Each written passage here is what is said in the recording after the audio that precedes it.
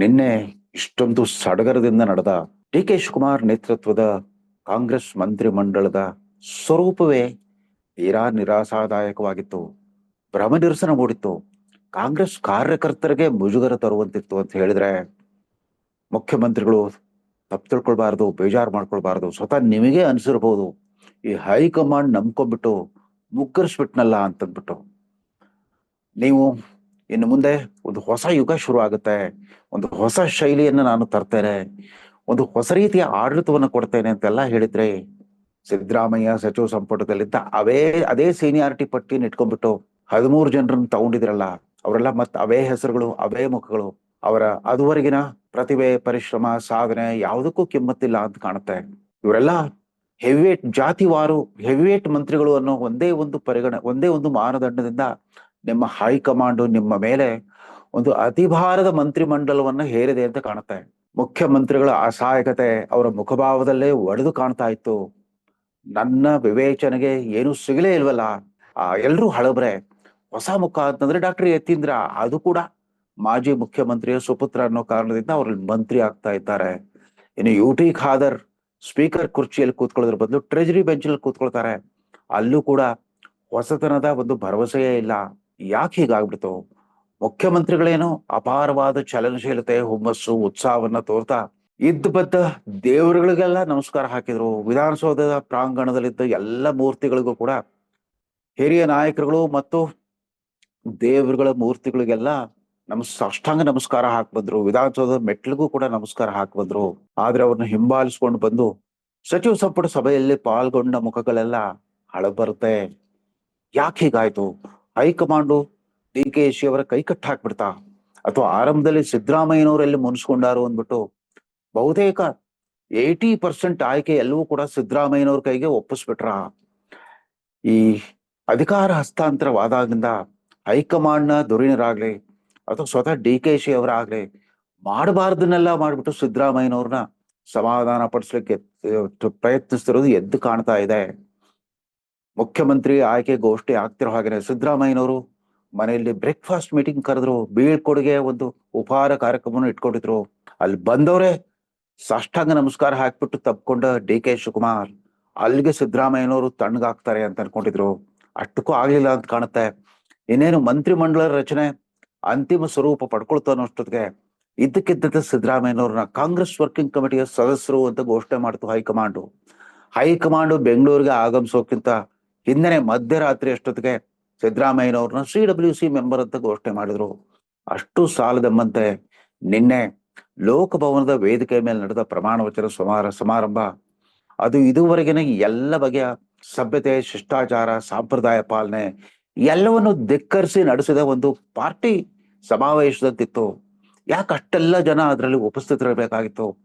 ಇದುವರೆಗೂ ಲೋಕಭವನದಲ್ಲಾಗ್ಲಿ ವಿಧಾನಸೌಧ ಮೆಟ್ಲುಗಳ ಮೇಲಾಗ್ಲಿ ನಡೆದ ಎಲ್ಲ ಮಂತ್ರಿ ಮಂಡಳ ಪ್ರಮಾಣ ವಚನ ಸಮಾರಂಭಗಳು ಔಪಚಾರಿಕ ಅನ್ನೋದಾದ್ರೂ ಕೂಡ ಒಂದು ಬಗೆಯ ಪ್ರೋಟೋಕಾಲ್ ಡೆಕೋರಮ್ ಅನ್ನ ಪಾಲಿಸ್ತಾ ಬರ್ತಾ ಇದ್ರು. ಒಂದು ಶಿಷ್ಟಾಚಾರವನ್ನ ಕಟ್ಟುನಿಟ್ಟಾಗಿ ಪಾಲಿಸ್ತಾ ಇದ್ರು.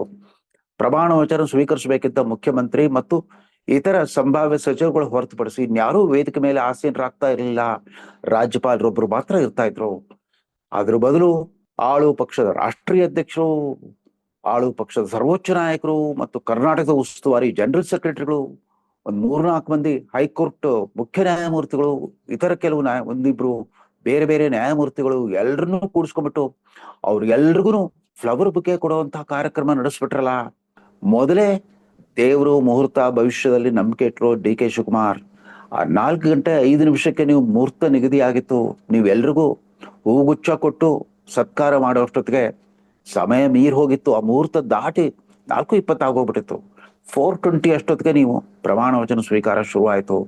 ಪ್ರಮಾಣ ವಚನದ ಒಕ್ಕಣಿಕೆಯನ್ನು ಓದುವಾಗ್ಲೂ ಅಷ್ಟೇ ಒಬ್ಬೊಬ್ರು ಒಂದೊಂದ್ ತರ ಕೇವಲ ಭಗವಂತನ ಮೇಲೆ ಅಥವಾ ಸಂವಿಧಾನದ ಮೇಲೆ ಆಣೆ ಮಾಡಿದ್ರು ಸಾಕಾಗಿತ್ತು. ನಿಮ್ಮ ಮನೆ ದೇವರುಗಳಿಗೆಲ್ಲ ನೀವು ಅವ್ರ ಹೆಸರು ಹೇಳಿ ಪ್ರಮಾಣ ವಚನ ತಗೊಳ್ತಾ ಬಂದ್ಬಿಟ್ರಿ. ಪ್ರಮಾಣ ವಚನ ಅನ್ನೋ ಒಂದು ಪ್ರಕ್ರಿಯೆ ಪಾವಿತ್ರತೆ ಮತ್ತು ಘನತೆಯನ್ನೇ ಒಂಥರ ರೂಢಿಪಟ ಮಾಡ್ಬಿಟ್ರಿ ಅಂತ ಹೇಳಿದ್ರೆ ನಿಮ್ಗೆ ಸಿಟ್ಟು ಬರ್ಬೋದು. ಆದ್ರೆ ಅದು ನಿಜ ಕೂಡ. ಅಸ್ತವ್ಯಸ್ತ ರೀತಿಯಲ್ಲಿ ನಡೆದ ಆ ಸಮಾರಂಭ, ಅದ್ಯಾಕೋ ಮುಖ್ಯ ಕಾರ್ಯದರ್ಶಿಗಳು ಕೂಡ ನರ್ವಸ್ ಆಗ್ಬಿಟ್ರು. ಬಹುಶಃ ಮುಖ್ಯಮಂತ್ರಿಯವರು ಬಯಸಿದ ರೀತಿಯಲ್ಲಿ ನಡಿಬೇಕಾಗಿತ್ತು ಅಂತ ಕಾಣುತ್ತೆ. ಅವ್ರಿಗೆ ಯಾವ ಶಿಷ್ಟಾಚಾರ ಮುಖ್ಯ ಅಲ್ಲ, ಇರ್ಲಿ ನನಗೆ ಯಾರ್ಯಾರು ಸಹಾಯ ಮಾಡಿದಾರೋ ಅವರೆಲ್ಲ ಋಣ ತೀರಿಸೋದಕ್ಕೆ ಒಂದು ಅಪೂರ್ವವಾದ ಅವಕಾಶ ಅಂತ ತಿಳ್ಕೊಬಿಟ್ಟು ಒಂದು 2 ಡಜನ್ ಜನರನ್ನ ವೇದಿಕೆ ಮೇಲೆ ಕೂಡಿಸ್ಕೊಂಡ್ಬಿಟ್ಟಿದ್ರು. ಅಲ್ಲಿ ಪ್ರಮಾಣ ವಚನ ಸ್ವೀಕರಿಸಬೇಕಾದ ಮಂತ್ರಿಗಳು ಯಾರು, ಇತರರು ಯಾರು ಅಂತ ಗೊತ್ತೇ ಆಗ್ಲಿಲ್ಲ. ಈ ಋಣಭಾರ ತೀರಿಸೋ ಕಾರ್ಯಕ್ರಮದಿಂದಾಗಿ ಪ್ರಮಾಣ ವಚನದ ಕಾರ್ಯಕ್ರಮ ನಾ ಮೊದಲೇ ಹೇಳಿದಾಗೆ ಪವಿತ್ರತೆ, ಗಾಂಭೀರ್ಯ, ಘನತೆಯನ್ನ ಕಳ್ಕೊಂಡ್ಬಿಡ್ತು. ಹೋಗ್ಲಿ, ಇಷ್ಟೆಲ್ಲ ಆದ್ಮೇಲೆ ಹೊರಹೊಮ್ಮಿದ ಮುಖಗಳಾದ್ರೂ ಎಂಥವು. ಅವ್ರೇನಾದ್ರು ಹಿಂದಿನ ಅವಧಿಯಲ್ಲಿ ಸಿದ್ದರಾಮಯ್ಯನವರ ನೇತೃತ್ವದ ಸರ್ಕಾರದಲ್ಲಿ ಮೊದಲ 3 ವರ್ಷ ಹೇಳ್ಕೊಳ್ಳುವಂತ ಸಾಧನೆ ಮಾಡಿದ್ರಾ? ಅವರು ಮಂತ್ರಿಗಳಾಗ್ಬಿಟ್ಟು ಕರ್ನಾಟಕದ ಎಲ್ಲ 31 ಜಿಲ್ಲೆಗಳನ್ನು ಒಂದು ಸಾರಿ ಆದ್ರೂ ಸಂಚಾರ ಮಾಡಿ ಬಂದಿದ್ರಾ? ಅವ್ರಿಗೆ ಒಪ್ಪಿಸಿದ ಇಲಾಖೆಗಳಲ್ಲಿ ಹೇಳ್ಕೊಳ್ಳುವಂತಹ ಒಂದು ಪ್ರದರ್ಶನ ನೀಡಿದ್ರ? ಒಂದು ಪರ್ಫಾರ್ಮೆನ್ಸ್ ಇತ್ತ ಅವ್ರದ್ದು? ಹೋಗ್ಲಿ, ಆ ರೀತಿಯ ಪರ್ಫಾರ್ಮೆನ್ಸು, ಶ್ರದ್ಧೆ, ಭಕ್ತಿ ಮತ್ತು ದಕ್ಷತೆಯನ್ನ ಪ್ರದರ್ಶಿಸಿದ ಕೆಲವು ಹಳಬರನ್ನೇ ನೀವು ತೆಗೆದುಕೊಳ್ಬೋದಾಗಿತ್ತಲ್ಲ. ಇಲ್ಲಿ ಬರೀ ಮ್ಯಾನೇಜ್ಮೆಂಟ್ ಕೋಟಾ ಸೀಟ್ಸ್ ಮಾತ್ರ ಭರ್ತಿ ಮಾಡ್ದಂಗೆ ಕಾಣುತ್ತೆ. ಮೆರಿಟ್ ಕೋಟಾ ಸೀಟ್ನವರೆಲ್ಲ ಪಾಪ ವೇಟಿಂಗ್ ಲಿಸ್ಟ್ ನಲ್ಲಿ ಇದ್ದಾರೆ ಅಂತ ಕಾಣುತ್ತೆ. ಇಲ್ಲದೆ ಹೋಗಿದ್ರೆ ಹಿಂದಿನ ಸರ್ಕಾರದಲ್ಲಿ ಕಾನೂನು ಮತ್ತು ಸಂಸದೀಯ ವ್ಯವಹಾರಗಳ ಸಚಿವರಾಗಿದ್ದ HK ಪಾಟೀಲ್ ಯಾಕೆ ಮಂತ್ರಿ ಆಗ್ಲಿಲ್ಲ? ಕಾರ್ಮಿಕ ಸಚಿವರಾಗಿ ಸಾಕಷ್ಟು ಚಲನಶೀಲತೆಯನ್ನ ತಂದಿದ್ರು. ಕಾರ್ಮಿಕರ ಬದುಕಿನಲ್ಲಿ ಒಂದು ಹೊಸ ಬೆಳಕನ್ನು ಮೂಡಿಸೋ ಪ್ರಯತ್ನ ಮಾಡ್ತಾ ಇದ್ರು. ಜೊತೆಗೆ ಎಲ್ಲೆಲ್ಲಿ ಪ್ರಕೃತಿ ವಿಕೋಪ ಸಂಭವಿಸ್ತಾ ಇತ್ತೋ ಅಲ್ಲೆಲ್ಲ ಆಪತ್ ಬಾಂಧವನಂತ ಧಾವಿಸ್ತಾ ಇದ್ದ ಸಂತೋಷ್ ಲಾಡ್ ಯಾಕೆ ಸೇರ್ಪಡೆ ಆಗ್ಲಿಲ್ಲ ನಿನ್ನೆ? ಅದೇ ರೀತಿ ಸಿದ್ದರಾಮಯ್ಯನವರ ಆರ್ಥಿಕ ಸಲಹೆಗಾರರಾಗಿ ಅವರ 3 ಬಜೆಟ್ ರೂಪಿಸೋದ್ರಲ್ಲಿ ಸಕ್ರಿಯ ಪಾತ್ರ ವಹಿಸಿದ್ದ ಬಸವರಾಜ ರಾಯರೆಡ್ಡಿ ಅವರು ಯಾಕೆ ಮಂತ್ರಿ ಆಗ್ಲಿಲ್ಲ? ಅವ್ರಿಗೆ ಯಾರಿಗೂ ಯೋಗ್ಯತೆ, ಅರ್ಹತೆ ಅಥವಾ ಸಾಮರ್ಥ್ಯ ಇರಲಿಲ್ಲ ಅಂತವಾ? ಗೊತ್ತಾಗ್ತಾ ಇಲ್ಲ. DK ಶಿವಕುಮಾರ್ ಅವರ ಅಸಹಾಯಕತೆ ಮತ್ತು ಮುಗ್ಧತೆಯನ್ನ ನಂಬ್ಕೊಂಡ್ಬಿಟ್ಟು ಹೈಕಮಾಂಡು ಅವ್ರ ಮೇಲೆ ಹೊರಬಾರದಷ್ಟು ಭಾರವನ್ನು ಹೇರ್ಬಿಟ್ಟಿದೆ. ಹಳೆಯ ಮಂತ್ರಿಗಳ ಒಂದು ಭಾರಿ ತೂಕದ ಸಚಿವ ಸಂಪುಟವನ್ನ ಅವ್ರ ತಲೆ ಮೇಲೆ ಕೂಡಿಸ್ಬಿಟ್ಟಿದೆ. ನಾವು ಕೊಡೋದು ಇವ್ರನ್ನೇ ಮಂತ್ರಿಯಾಗಿ ಇಟ್ಕೊಂಡ್ಬಿಟ್ಟು ನೀವು ಒಂದಿಷ್ಟು ಸಾಧನೆ ಮಾಡಿ ತೋರಿಸಿ ಅಂತ ಹೇಳಿರ್ಬೇಕು ಅಂತ ಕಾಣುತ್ತೆ. ಅಥವಾ ಮುಖ್ಯಮಂತ್ರಿಯ ಕನಸುಗಳಿಗೆ ತೊಡರುಗಾಲ ಹಾಕಬೇಕು ಅನ್ನೋ ಒಳ ಉದ್ದೇಶ ಯಾರ್ದಾರ್ದು ಇತ್ತ? ಇಲ್ಲದೆ ಹೋಗಿದ್ರೆ ಅವ್ರಿಗೆ ಬಿಟ್ಟಿದ್ರೆ ಬಹುಶಃ DK ಶಿವಕುಮಾರ್ ಹೊಸ ಮುಖಗಳನ್ನ, ಬೇರೆ ಬೇರೆ ತಲೆಮಾರುಗಳ ಮುಖಗಳನ್ನ ಕರ್ನಾಟಕ ಜನತೆಗೆ ಪರಿಚಯಿಸ್ತಾ ಇದ್ರು ಅಂತ ಕಾಣುತ್ತೆ. ಅಧಿಕಾರ ಹಸ್ತಾಂತರದ ಪೂರ್ವದಲ್ಲೇ ಕಾಂಗ್ರೆಸ್ ಶಾಸಕರುಗಳು ವಿಧಾನಸಭೆ ಮತ್ತು ವಿಧಾನ ಪರಿಷತ್ತಿನ ಶಾಸಕರು 3 ವರ್ಗಗಳಾಗಿ ಹೈಕಮಾಂಡ್ ಎದುರು ತಮ್ಮ ಬೇಡಿಕೆ ಇಟ್ಟಿದ್ರು. ವಿಧಾನ ಪರಿಷತ್ ಸದಸ್ಯರುಗಳೆಲ್ಲ, MLCಗಳೆಲ್ಲ ಸೇರಿಬಿಟ್ಟು ನಮ್ಗೆ ಕನಿಷ್ಠ 5 ಸ್ಥಾನ ಕೊಡಿ ಅಂತ ಕೇಳಿದ್ರು. ಅದೇ ರೀತಿ 3 ರಿಂದ 5 ಸಾರಿ, 5, 6 ಸಾರಿ ಗೆದ್ದು ಬಂದಿರೋ ಹಿರಿಯ ನಾಯಕರುಗಳೆಲ್ಲ ಹೋಗ್ಬಿಟ್ಟು ನಮಗೊಂದಿಷ್ಟು ಸ್ಥಾನ ಕೊಡಿ, ಅನುಭವ ಮುಖ್ಯ ಅಂತಂದ್ಬಿಟ್ಟು ಅವ್ರೊಂದಿಷ್ಟು ಬೇಡಿಕೆ ಇಟ್ಟಿದ್ರು.